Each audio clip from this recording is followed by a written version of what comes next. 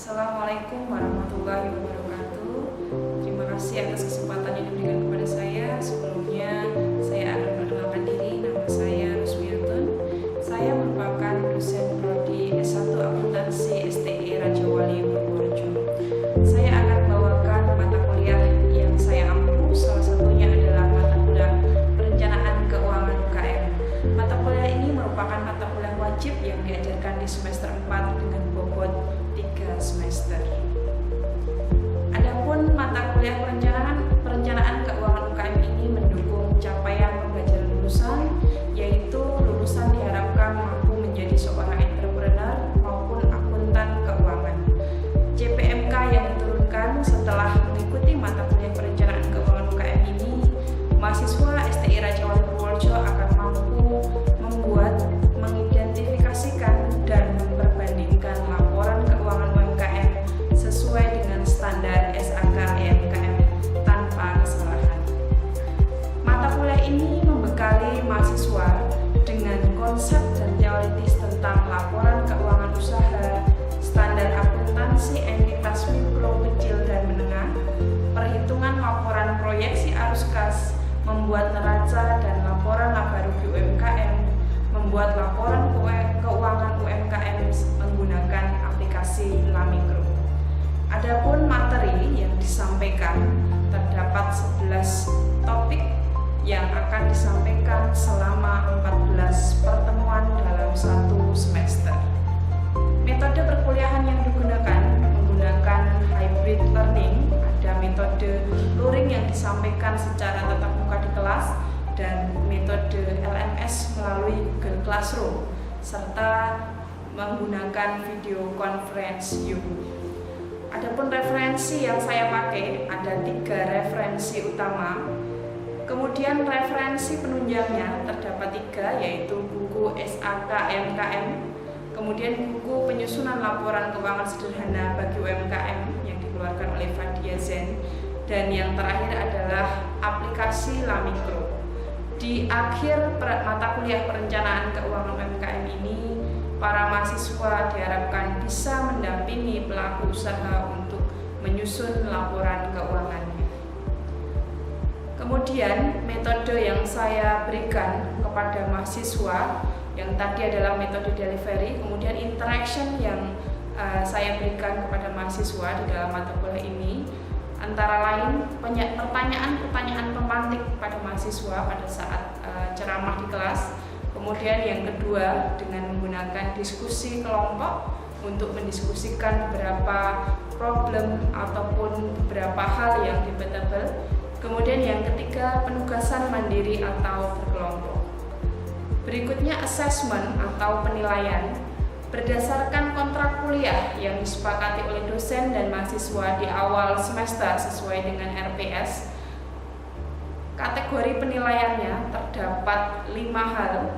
Yang pertama, kehadiran sebesar 15%, tugas sebesar 10%, keaktifan 10%, UTS 30%, dan UAS 35%. Selanjutnya, saya akan mempraktekkan micro teaching salah satu pembelajaran di mata kuliah perencanaan keuangan UKM secara luring. Kegiatan pembelajaran yang akan saya praktekkan adalah kegiatan pembelajaran pada pertemuan ketiga. Demikian, terima kasih, selamat menyaksikan.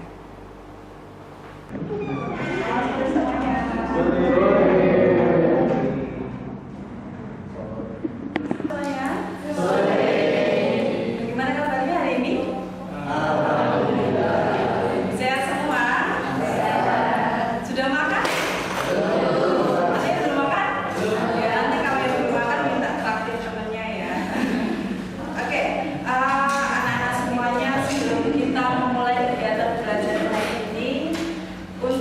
Memperlancar kegiatan hari ini, marilah kita berdoa sesuai dengan agama dan kepercayaan masing-masing. Berdoa mulai. Selesai. Ya, saya akan mengecek presensi dulu. Ada yang tidak masuk hari ini? Ya. Maria ya? Maria kenapa ini? Izin? Oh, Maria izin. Mas Alkan Salsabila? Izin. Masih berjalan. Oke. Mbak Nabila? Izin. Itu ada 3 yang kita masuk ya.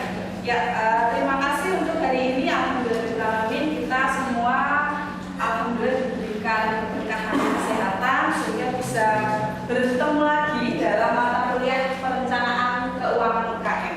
Hari ini kita bertemu untuk pertemuan ketiga. Ada yang masih ingat mungkin pertemuan sebelumnya kita bahas tentang apa? Oke, saya review sedikit ya. Kita kemarin membahas tentang ini ya, pentingnya pembukuan. Kenapa sih? Jadi di minggu kemarin kita belajar tentang beberapa studi kasus. Kok pelaku usaha itu tidak ada banyak yang tidak survive sampai 5 tahun. Kira-kira Mas, kalau misalnya panjenengan melihat pelaku UMKM itu nggak survive sampai 5 tahun, kira-kira kenapa? Salah satu alasannya kenapa kira-kira? Kurang perencanaan. Bagus. Kemudian apalagi Mbak Rani? Kira-kira apa Mbak Rani? SDM-nya kurang profesional ya, karena kalau UMKM itu biasanya seringkali disebut bahwa mereka itu monopreneur, bukan entrepreneur.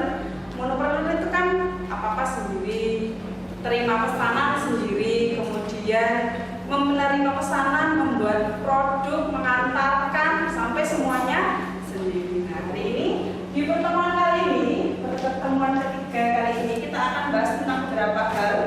Tujuan kegiatan hari ini yang pertama adalah mengklasifikasikan UMKM. Kemudian yang kedua menjelaskan pentingnya pembukuan. Yang ketiga menghitung kekayaan bersih minimal, dan yang keempat adalah menghitung kekayaan bersih ideal. Nanti yang terakhir ada praktek dan juga assessment. Ya, untuk klasifikasi UMKM, usaha mikro, kecil, dan menengah di Indonesia ini diatur dalam undang-undang sendiri, Undang-Undang Nomor 20 Tahun 2008 terkait Undang-Undang UMKM. Jadi klasifikasinya ada 3. Yang pertama adalah ini di tataran paling bawah mikro, kemudian yang kedua ada usaha kecil, dan yang ketiga ada usaha menengah. Masing-masing klasifikasi ini dijabarkan atau dilihat dengan dari sisi aset bersih dan omset. Jadi untuk paling bawah usaha mikro ini aset bersihnya paling banyak 50 juta, tidak termasuk tanah dan bangunan. Kemudian omsetnya ini maksimal 300 juta. Coba saya tanya, yang dimaksud omset itu apa sih? Ada yang bisa? Mbak Kamalia, yang dimaksud omset apa Mbak? Penghasilan yang kotor atau yang bersih? Kotor atau yang bersih? Kotor ya. Jadi omset itu pendapatan tapi secara kotor, belum dikurangi dengan KPP. Ini untuk klasifikasi usaha mikro. Berikutnya klasifikasi usaha kecil. Untuk usaha kecil ini juga diklasifikasikan berdasarkan aset bersih dan omset tahunan. Aset bersihnya kisaran 50 juta sampai 500 juta, juga sama tidak termasuk tanah dan bangunan. Kemudian untuk omsetnya kisaran 300 juta sampai 2,5 miliar. Berikutnya untuk usaha menengah. Nah, di usaha menengah berdasarkan UU Nomor 20 Tahun 2008, aset bersihnya lebih dari 500 juta sampai 10 miliar. Ini juga di luar tanah dan bangunan. Jadi kalau yang dicatat di aset bersih yang sisi ini, kira-kira apa saja? Aset di luar tanah dan bangunan. Kira-kira apa saja? Ada yang bisa menyebutkan? Kendaraan. Saya karena di luar tanah dan bangunan. Apalagi selain kendaraan? Peralatan produksi. Tuh. Kemudian apa lagi? Bahan baku, persediaan ya. Apalagi? Aset yang paling liquid, paling lancar itu apa saja? Apa Mas Kevin? Kas atau kas ya. Ya. Kemudian yang kedua terkait dengan omset ini, omsetnya lebih dari 2,5 miliar sampai 50 miliar. Jadi kalau misalnya kita mendengar slogan, katanya kalau di Kabupaten Purworejo ini UMKM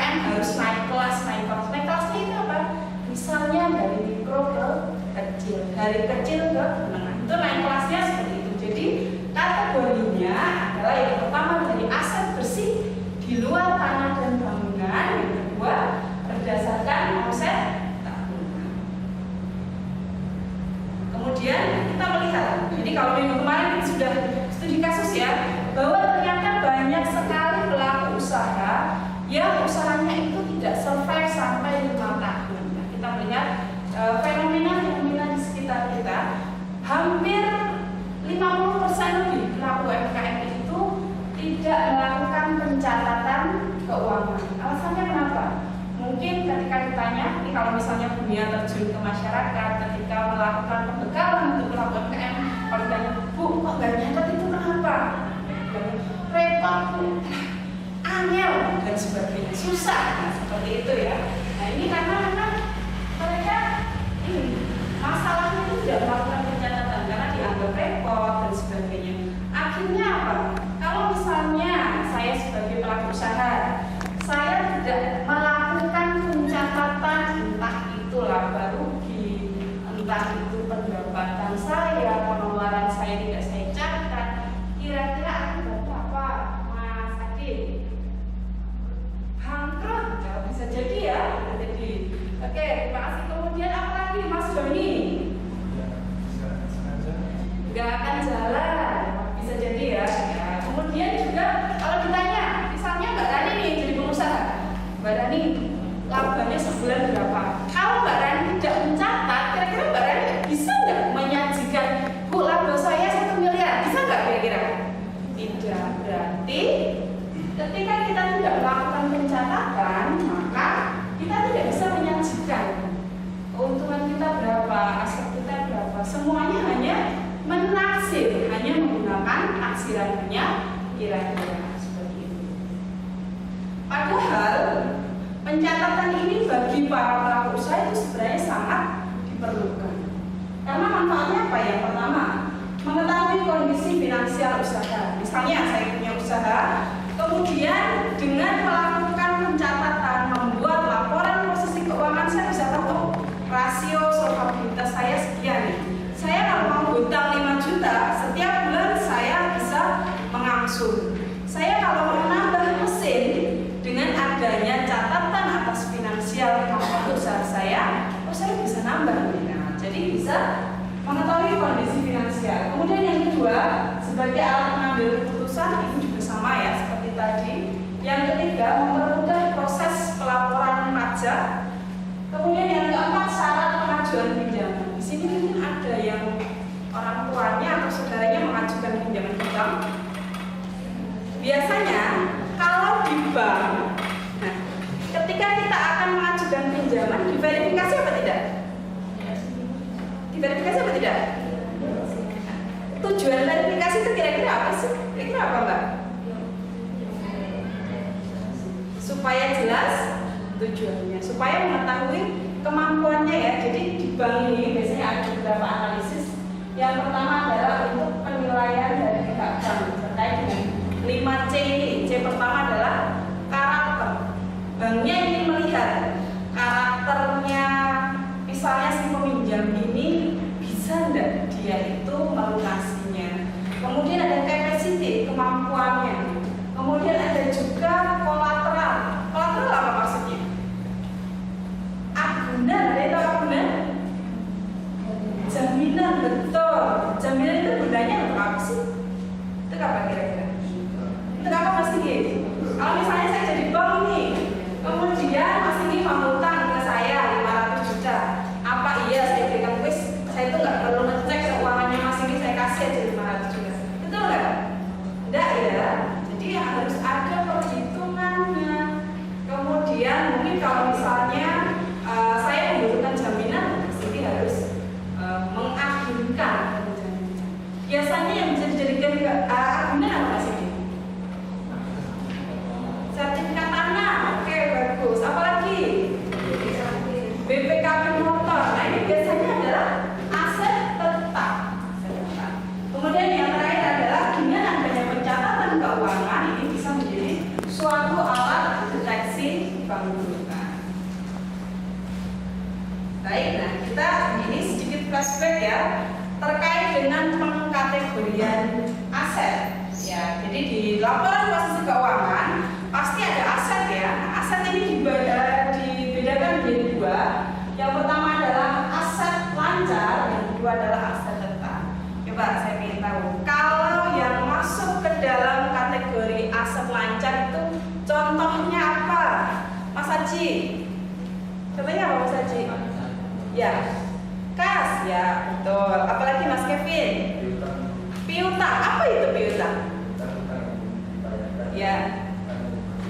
Oke, terima kasih. Jadi piutang ini, misalnya saya punya harta, saya punya uang ya, saya hutangkan kepada masnya. Masnya ini kan punya suatu kewajiban bahwa dia itu suatu saat akan melunasi hutangnya kepada saya. Berarti saya punya hutang atas masnya, gitu ya. Kemudian selain ada kas, ada piutang, ada persediaan, kemudian ada perlengkapan. Selanjutnya ada aset tetap. Di aset tetap ini contohnya adalah, untuk aset tetap ini adalah aset yang umur ekonomisnya lebih dari 1 periode akuntansi atau 1 tahun. Kalau di ruangan ini, apakah ruangan ini bisa dipakai lebih dari 1 tahun? Berarti bangunan apakah masuk ke dalam kategori aset tetap? Masuk. Kemudian ada AC ya. Apakah AC masuk kategori aset tetap? Masuk nggak kalian? Masuk apa tidak? Masuk ya, karena bisa dipakai lebih dari 1 tahun. Ini misalnya ya, misalnya saya adalah PT Bahagia. PT Bahagia menjual bermacam-macam alat elektronik, mesin cuci, kemudian ada AC, kemudian ada kompor dan sebagainya. PT Bahagia kan pasti punya stok AC ya di tokonya. Tapi PT Bahagia ini juga masang AC yang digunakan untuk sehari-hari. Kira-kira yang masuk ke dalam persediaan itu yang mana? Mbak Atina, kira-kira yang mana? Yang dijual, betul. Karena jadi kita bisa bedakan, misalnya sama-sama AC ya, kita bisa bedakan antara persediaan dengan aset tetap. Kalau yang aset tetap ini digunakan dalam operasional perusahaan. Misalnya PT Bahagia tadi, dia pasang AC, berarti yang dicatatkan di dalam laporan posisi keuangannya untuk yang masuk aset tetap adalah AC yang dipakai. Kalau AC-nya yang dijual lagi, itu dimasukkan ke dalam kategori persediaan ya. Oke. Selanjutnya, nah ini tadi pengkategorian sudah ya. Untuk aset lancar ini, jadi aset lancar ini sifatnya liquid. Liquid itu kan cair ya, mudah diuangkan. Jadi ada sebagian modal kerja pengertiannya ya. Contohnya adalah uang tunai atau uang di bank yang sewaktu-waktu bisa diambil. Kalau deposito itu berarti masuk setara kas modal kerja pengertiannya ya. Contohnya adalah uang tunai atau uang di bank yang sewaktu-waktu bisa diambil. Kalau deposito itu berarti masuk setara kas enggak? Masuk enggak Mas Inggit? Deposito, saya punya simpanan di bank, baru bisa saya ambil 5 tahun. Ini kira-kira masuk sebagai setara kas atau tidak? Tidak. Kenapa tidak bisa? Jadi bangunan apakah masuk ke dalam kategori aset tetap? Tidak masuk. Kemudian ada AC ya. Apakah AC masuk kategori aset tetap? Masuk nggak kalian? Masuk apa tidak? Masuk ya, karena bisa dipakai lebih dari 1 tahun. Ini misalnya ya, ada 3 persediaan. Pertama barang mentah. Berarti keripik itu kan bahan bakunya pisang, contohnya pisang ya. Pisang mentah yang masih belum diolah itu masuk ke dalam persediaan barang mentah. Kemudian ada persediaan barang setengah jadi. Kira-kira contohnya apa ini persediaan barang setengah jadi? Kalau misalnya perusahaan keripik, contohnya apa Mas Adin?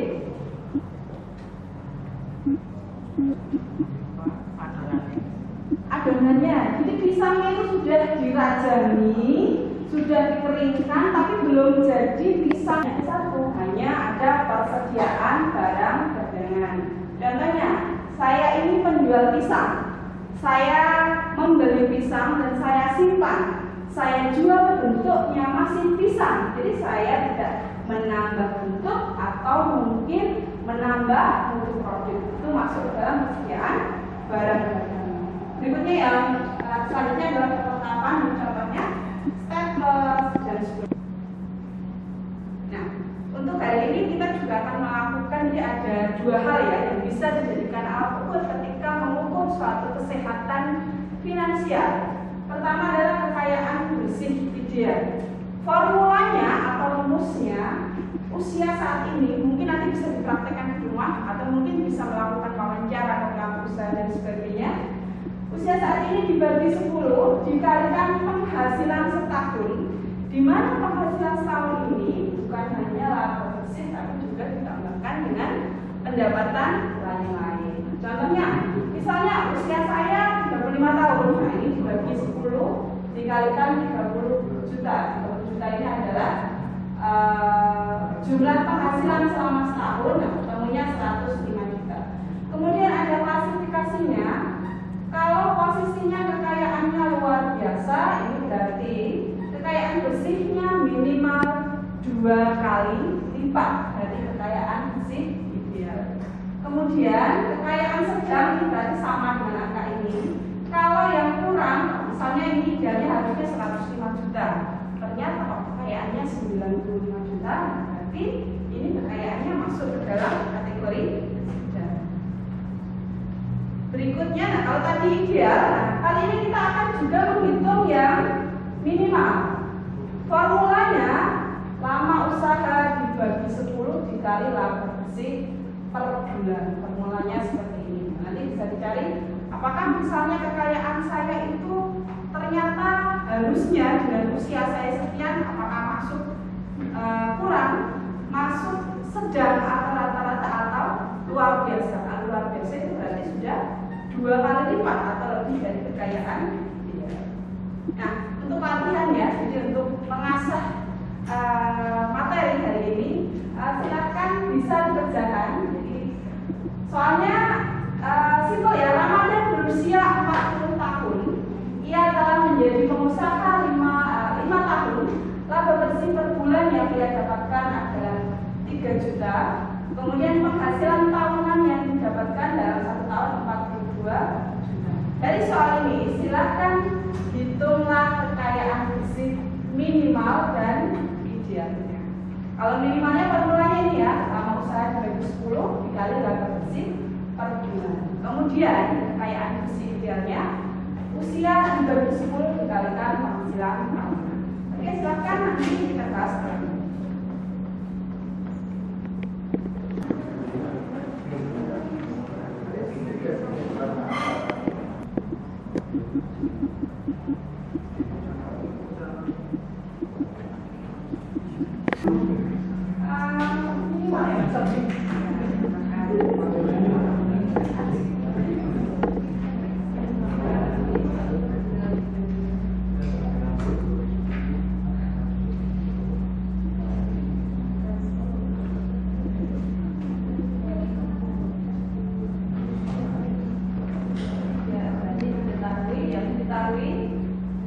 Usianya ya, usia Ramadan, usia besar, usianya 5 tahun ya, 5 tahun berarti kalau dibulankan 60 bulan ya, karena usia lama usahanya adalah 5 tahun.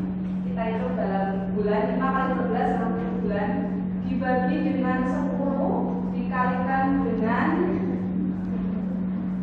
laba bersih per bulan. Kita 60 bagi 10 kali 7 berapa? 18 juta. Jadi selanjutnya idealnya Mbak Atina, silakan. Untuk kekayaan bersih ideal ini formulanya adalah usia, berarti usianya 40 tahun. 40 dibagi 10 dikalikan penghasilan tahunan.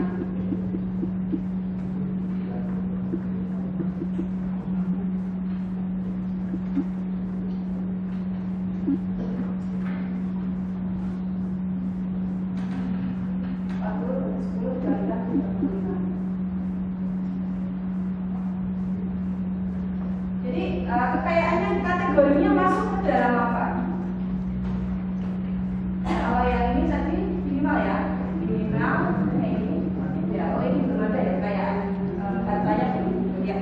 Terima kasih tadi untuk hari ini untuk praktek menghitung kekayaan bersih minimal dan ideal.